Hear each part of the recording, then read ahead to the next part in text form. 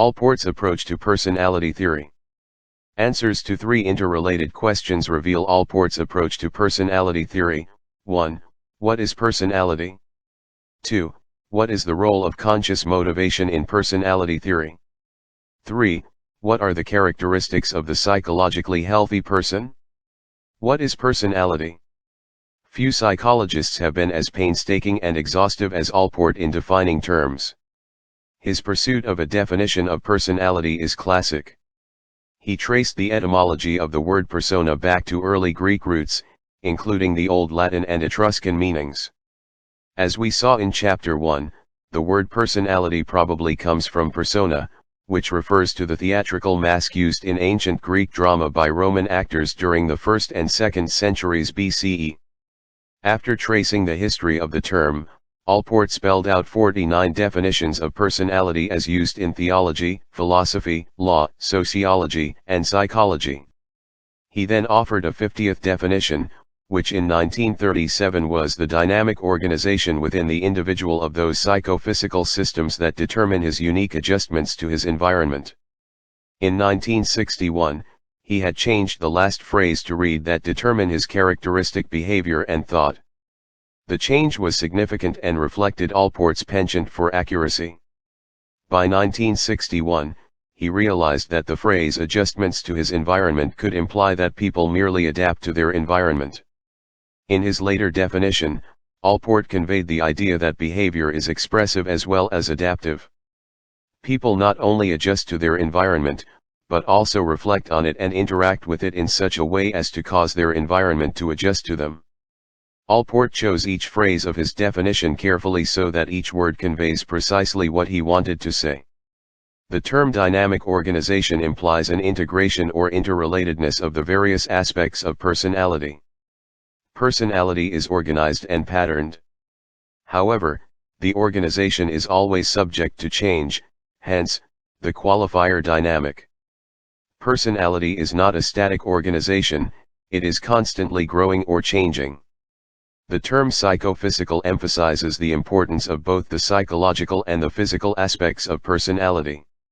Another word in the definition that implies action is determine, which suggests that personality is something and does something. Allport, 1961, p. 29. In other words, personality is not merely the mask we wear, nor is it simply behavior. It refers to the individual behind the facade, the person behind the action. By characteristic, Allport wished to imply individual or unique.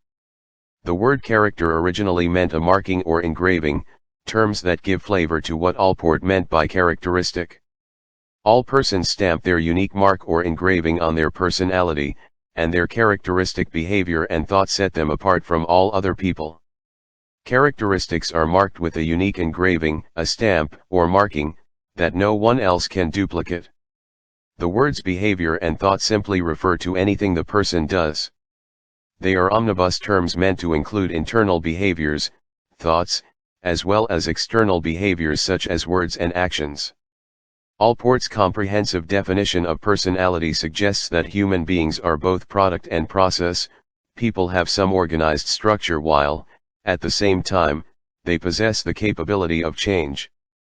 Pattern coexists with growth, order with diversification. In summary, personality is both physical and psychological, it includes both overt behaviors and covert thoughts, it not only is something, but it does something.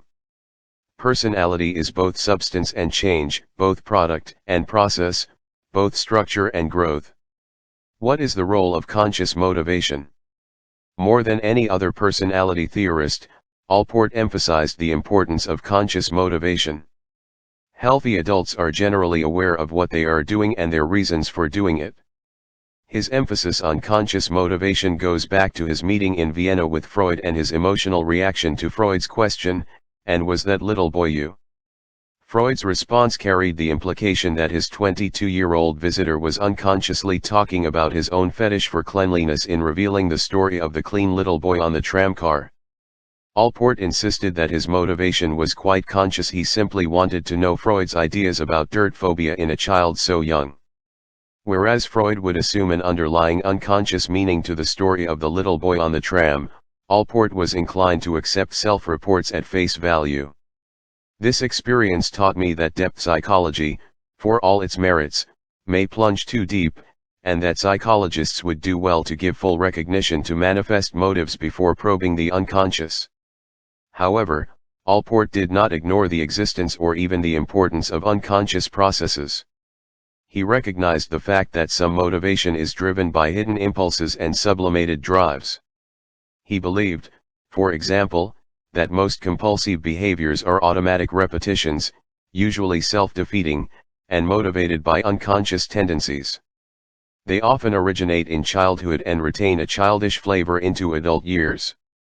What are the characteristics of a healthy person? Long before Abraham Maslow, see Chapter 10, made the concept of self-actualization popular, Gordon Allport hypothesized in depth about the attributes of the mature personality. Allport's interest in the psychologically healthy person goes back to 1922, the year he finished his PhD. Not having any particular skills in mathematics, biology, medicine, or laboratory manipulations, Allport was forced to find his own way in the humanistic pastures of psychology. Such pastures led to a study of the psychologically mature personality. A few general assumptions are required to understand Allport's conception of the mature personality. First, psychologically mature people are characterized by proactive behavior, that is, they not only react to external stimuli, but they are capable of consciously acting on their environment in new and innovative ways and causing their environment to react to them. Proactive behavior is not merely directed at reducing tensions but also at establishing new ones. In addition, mature personalities are more likely than disturbed ones to be motivated by conscious processes, which allow them to be more flexible and autonomous than unhealthy people who remain dominated by unconscious motives that spring from childhood experiences. Healthy people ordinarily have experienced a relatively trauma-free childhood, even though their later years may be tempered by conflict and suffering. Psychologically healthy individuals are not without the foibles and idiosyncrasies that make them unique. Also, age is not a requisite for maturity, although healthy persons seem to become more mature as they get older. What, then, are the more specific requirements for psychological health? Allport identified 6 criteria for the mature personality. The first is an extension of the sense of self. Mature people continually seek to identify with and participate in events outside themselves. They are not self-centered but are able to become involved in problems and activities that are not centered on themselves. They develop an unselfish interest in work, play, and recreation. Social interest, journey in skapskafol, family, and spiritual life are important to them. Eventually, these outside activities become part of one's being. Allport summed up this first criterion by saying, everyone has self-love, but only self-extension is the earmark of maturity. Second, mature personalities are characterized by a warm relating of self to others. They have the capacity to love others in an intimate and compassionate manner. Warm relating, of course, is dependent on people's ability to extend their sense of self. Only by looking beyond themselves can mature people love others non-possessively and unselfishly. Psychologically healthy individuals treat other people with respect, and they realize that the needs, desires, and hopes of others are not completely foreign to their own. In addition, they have a healthy sexual attitude and do not exploit others for personal gratification. A third criterion is emotional security or self-acceptance. Mature individuals accept themselves for what they are, and they possess what Allport called emotional poise. These psychologically healthy people are not overly upset when things do not go as planned or when they are simply having a bad day. They do not dwell on minor irritations, and they recognize that frustrations and inconveniences are a part of living. Fourth, psychologically healthy people also possess a realistic perception of their environment. They do not live in a fantasy world or bend reality to fit their own wishes.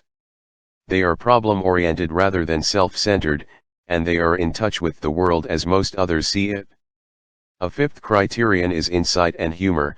Mature people know themselves and, therefore, have no need to attribute their own mistakes and weaknesses to others. They also have a non-hostile sense of humor, which gives them the capacity to laugh at themselves rather than relying on sexual or aggressive themes to elicit laughter from others. Allport believed that insight and humor are closely related and may be aspects of the same thing, namely self-objectification. Healthy individuals see themselves objectively.